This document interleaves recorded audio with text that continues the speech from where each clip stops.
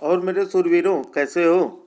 तो आज हम देखेंगे बौद्ध एवं जैन धर्म से संबंधित 10 अति महत्वपूर्ण प्रश्न, जो कि जिसका भी मैं आंसर दूंगा, वो भी पूरे एक्सप्लेनेशन के साथ।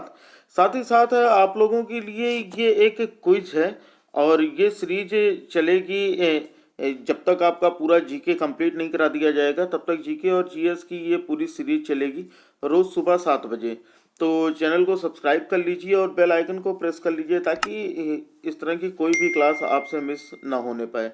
तो चलो फिर देखते हैं कि आज का कौन कौन सा क्वेश्चन है। और हर क्वेश्चन पे आपको 10 सेकंड का टाइम मिलेगा। कमेंट बॉक्स में सभी का आंसर दीजिए और चेक कीजिए कि आपकी तैयारी कितनी है। तो देखो, पहला प्रश्न क्या है। पहला प्रश्न है कि गौतम बुद्ध का जन्म स्थान क्या था। पहला प्रश्न है, गौतम बुद्ध का जन्म स्थान क्या था। ए कुशीनगर, बी सारनाथ, सी बोध गया, या डी लुम्बिनी। और आपका समय शुरू होता है अब।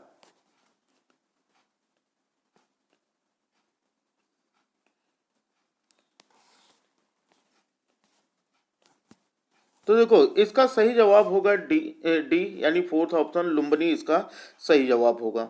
साथ ही साथ ये जान लेते हैं कि गौतम बुद्ध का जन्म कब हुआ था। तो गौतम बुद्ध के अगर जन्म की बात करें, तो इनका जन्म हुआ था 563 ईसा पूर्व में। कब हुआ था? 563 ईसा पूर्व में। ठीक है। और इनका जो जन्म स्थान है वो लुम्बिनी है।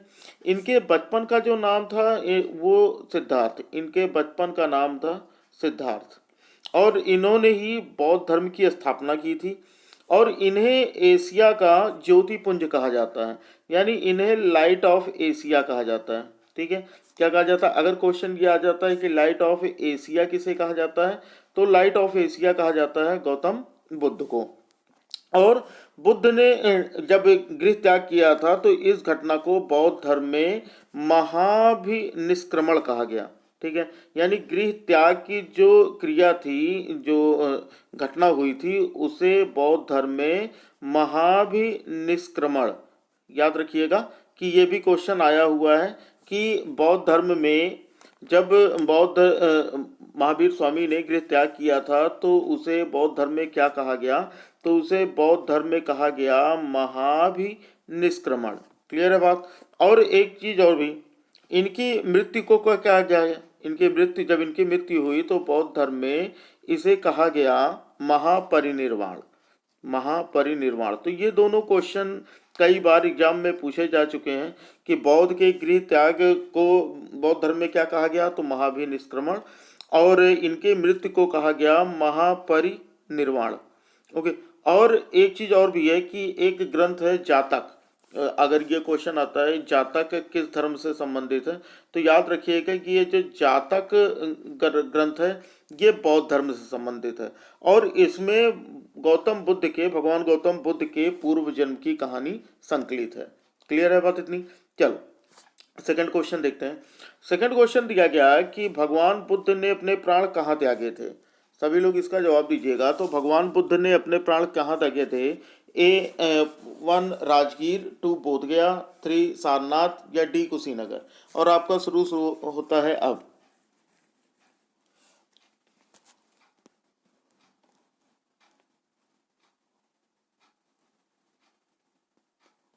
तो इसका सही जवाब होगा डी, फोर्थ ऑप्शन, यानी कुशीनगर इसका करेक्ट ऑप्शन होगा। 483 ईसा पूर्व में, 483 ईसा पूर्व में 80 वर्ष की अवस्था में गौतम बुद्ध ने कुशीनगर में अपना शरीर त्याग दिया। और अभी मैंने इसके पहले वाले क्वेश्चन में बताया कि इनके जो प्राण त्यागने की घटना थी, उसे बौद्ध धर्म में क्या नाम दिया गया? महापरिनिर्वाण। तो ये चीज याद रखिएगा कि जो प्राण उन्होंने त्यागे थे वो 483 ईसा पूर्व में 80 वर्ष की आयु में कुशीनगर में, और इस घटना को कहा गया महापरिनिर्वाण। चलिए अगला क्वेश्चन देखते हैं। बुद्ध किस वंश से संबंधित थे? क्वेश्चन है, बुद्ध किस वंश से संबंधित थे? ऑप्शन देखिएगा, एक है ज्ञात्रिका, 2 मौर्य, 3 शाक्य, या 4 कुरु। आपका समय शुरू होता है अब।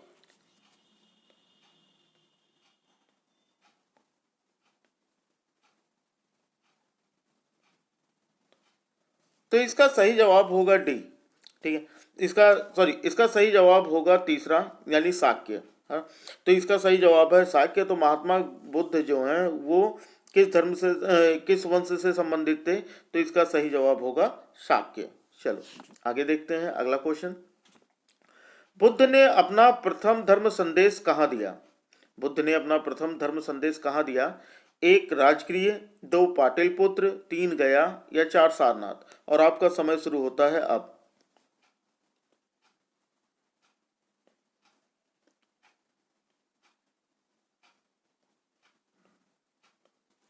तो देखो बच्चों, इसका सही जवाब होगा 4th ऑप्शन, सारनाथ।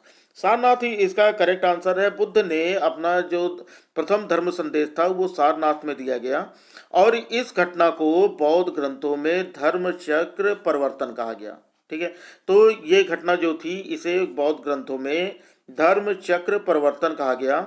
और बुद्ध ने अपने उपदेश जो थे उनकी भाषा क्या थी, उनके उपदेशों की, तो उनकी भाषा जो थी वो पाली थी। ठीक है, तो बौद्ध ने अपने उपदेश जो है वो पाली भाषा में दिए, और जो सबसे ज़्यादा उपदेश दिए वो कौशल की राजधानी श्रावस्ती में। बहुत से लोग जानते भी होंगे ये श्रावस्ती के बारे में। ठीक है, उत्तर प्रदेश में है। तो अगर ये क्वेश्चन आता ना, देखो सारी चीज़ें क्या क्या चीज़ें इसमें इस क्वेश्चन से हमें पता लगी। पहली चीज़, इन्होंने पहला धर्म संदेश कहाँ दिया? सारनाथ में दिया। और इस जो पहला धर्म संदेश था, इस घटना को क्या कहा गया? इस घटना को कहा गया धर्म चक्र परिवर्तन।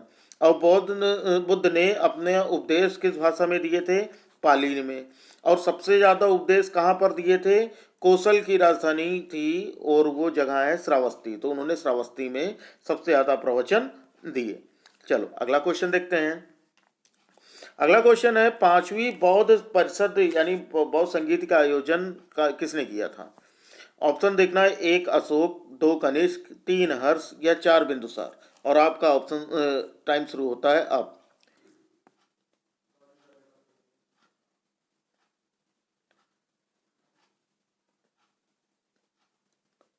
तो देखो बच्चों, इसका सही जवाब है तीसरा। हर्ष के शासनकाल में 5वीं बौद्ध संगीत का आयोजन किया गया था। तो 5वीं बौद्ध संगीत यानी बौद्ध परिषद का आयोजन हर्ष के समय में और कहाँ किया गया था? कन्नौज में किया गया था। जबकि अशोक के समय में तीसरी, ठीक है, अशोक के समय में तीसरी, कनिष्क के समय में चौथी बौद्ध संगीति हुई थी। बात आ गई समझ में? तो यहाँ पर ये जो ऑप्शन दिए गए हैं, इन ऑप्शन के हिसाब से मैं आपको इसका एक्सप्लेनेशन दे रहा हूँ। तो 5वीं बौद्ध संगीति जो है वो हर्ष के शासनकाल में कन्नौज में हुआ था। तीसरी बौद्ध परिषद का आयोजन अशोक के शासनकाल में हुआ था। और चौथे बौद्ध परिषद का आयोजन कहाँ पर हुआ था? कनिष्क के। तो यानी इस 5वीं के बारे में इसका ऑप्शन जो होगा वो 3 बिल्कुल करेक्ट होगा। चलो अगला क्वेश्चन देखते हैं। बुद्ध का अर्थ क्या है? बुद्ध का अर्थ, पहला ज्ञान प्राप्त, दूसरा धर्म चक्र प्रचारक, धर्म प्रचारक, तीसरा प्रतिभाशाली या चौथा शक्तिशाली। और आपका समय शुरू होता है अब।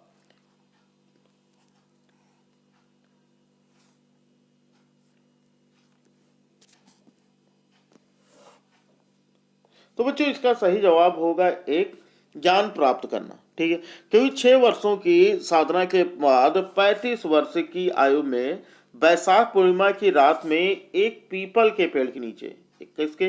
पीपल के पेड़। ये भी क्वेश्चन आता है कि भगवान बुद्ध को ज्ञान किस पेड़ के नीचे प्राप्त हुआ था? तो पीपल के पेड़ के नीचे। ठीक है, के नीचे सिद्धार्थ को ज्ञान प्राप्त हुआ। इसके बाद हुआ बुद्ध के नाम से विख्यात हुए। यानी बुद्ध का मतलब क्या हो गया? ज्ञान प्राप्त करना। ठीक है, चलो अगला क्वेश्चन देख लेते हैं। अगला क्वेश्चन है, किस भाषा का प्रयोग बौद्धवाद के प्रचार के लिए किया गया? किस भाषा का प्रयोग बौद्धवाद के प्रचार के लिए किया गया? सभी लोग सोच समझ के आंसर दीजिएगा, क्योंकि इसके पहले भी मैंने इसका जवाब मैंने दे दिया है। ठीक है, यानी इसका जो क्वेश्चन था कि कहाँ पर दिया था और किस भाषा में दिया था, मैंने इसके पहले इसके बारे में आपको बता दिया है। तो चलो ऑप्शन देख लेते हैं इसका। तो पहला ऑप्शन है संस्कृत, दूसरा प्राकृत, तीसरा पाली या चौथा सौरसेनी। और आपका समय शुरू होता है अब।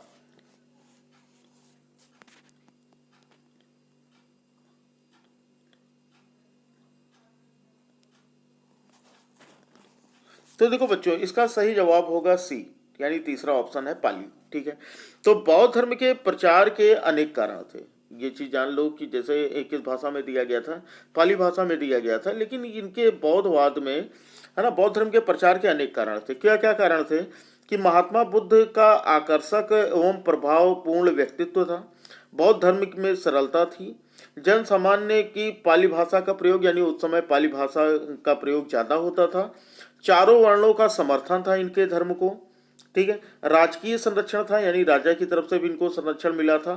बौद्ध संघ का योगदान और तत्कालीन व्यापारियों एवं साहूकारों द्वारा उदारता पूर्वक दान, इसकी वजह से बौद्ध धर्म के प्रसार के मतलब बहुत सारे कारण हुए।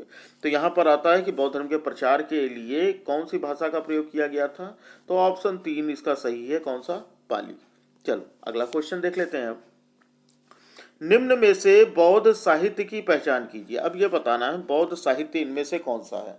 ऑप्शन 1 है त्रिपिटक, दूसरा उपनिषद, तीसरा अंग या चौथा आरण्यक। और आपका समय शुरू होता है अब।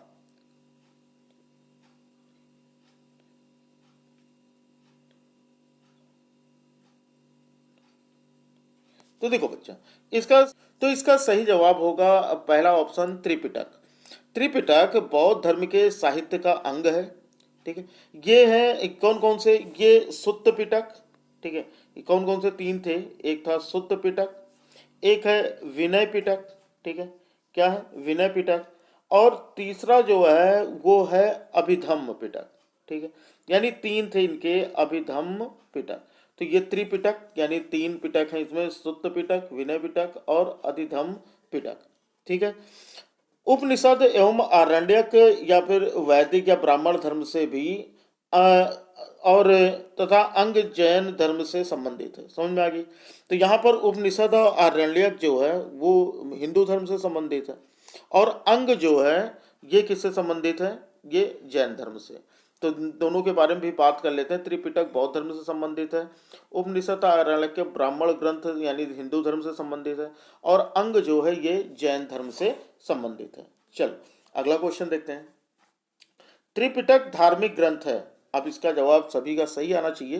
त्रिपिटक धार्मिक ग्रंथ है किसका। ऑप्शन 1 है जैनों का, 2 बौद्धों का, 3 सिखों का या 4 हिंदुओं का। आपका समय शुरू होता है अब।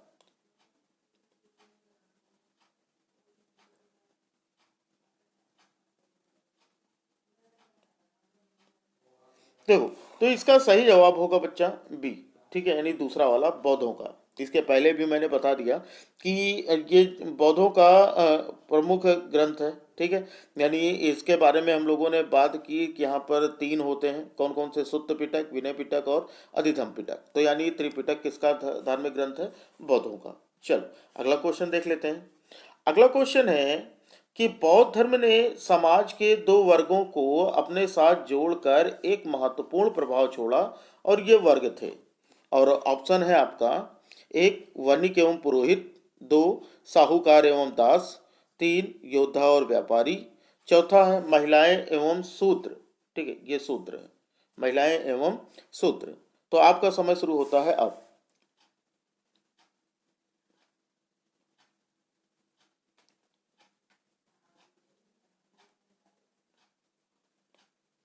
तो देखो बच्चों, इसका सही ऑप्शन होगा डी, ठीक है, महिलाएं और शूद्र। इन्होंने क्या किया था कि जब बौद्ध धर्म से में स्त्रियों और शूद्रों के लिए के द्वार खोल दिए गए, तो इसकी वजह से समाज पर इनका बहुत ही गहरा प्रभाव पड़ा।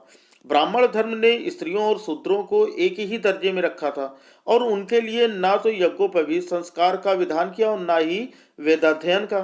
तो बौद्ध धर्म ग्रहण करने पर उन्हें इस अधिकारहीनता से मुक्ति मिल गई। तो यहाँ पर क्योंकि उस समय ना महिलाओं और शूद्रों को बहुत ही हे दृष्टि से देखा जाता था, उन्हें कोई भी अधिकार प्राप्त नहीं थे। इसलिए जब बौद्ध धर्म में उनके द्वार खोले गए महिलाओं और शूद्रों के लिए, उनको बराबर का सम्मान दिया गया, तो इसकी वजह से बौद्ध धर्म की लोकप्रियता और बढ़ गई। तो इसका सही जवाब होगा ऑप्शन 4 महिलाएं एवं शूद्र। तो ये तो थे 10 प्रश्न आज के। अगर वीडियो अच्छी लगी हो तो वीडियो को लाइक जरूर कर दें, अपने फ्रेंड में शेयर कर दें, और अगर बच्चा चैनल पे नए हो तो चैनल को सब्सक्राइब कर बेल आइकन को जरूर प्रेस कर लो, ताकि हमारे हर क्लास की नोटिफिकेशन आपको मिलती रहे। और साथ ही साथ आप हमारा टेलीग्राम चैनल ज्वाइन कीजिए, जहां पर आपको इसका PDF मिल जाएगा बिल्कुल फ्री ऑफ कॉस्ट। साथ में वहां पर आपको मिलेगा free of cost quiz, doubt solution, यानी अगर आपको किसी क्वेश्चन में डाउट है, मैथ, इंग्लिश, साइंस या GS तो हिंदी वहाँ पर आप अपने डाउट्स हमसे पूछ सकते हैं बिल्कुल फ्री ऑफ कॉस्ट, और साथ ही साथ वहाँ पर आप अदर स्टूडेंट्स के साथ, अपने कॉम्पिटिटिव के साथ वहाँ पर ग्रुप डिस्कशन भी कर सकते हैं। तो टेलीग्राम ग्रुप ज्वाइन करने के लिए सिंपली से आपको डिस्क्रिप्शन में जाना है, वहाँ पर जाकर आपको लिंक पर क्लिक करना है, लिंक दिया गया है और सीधा आप टेलीग्राम ग्रुप पर पहुँच जाएंगे। तो उम्मीद करता हूँ कि आपको सारी चीज़ समझ में आ गई होंगी। चलिए कल फिर मिलते हैं सुबह 7 बजे, तब तक पढ़ते रहिए, बढ़ते रहिए। जय हिंद, वंदे मातरम।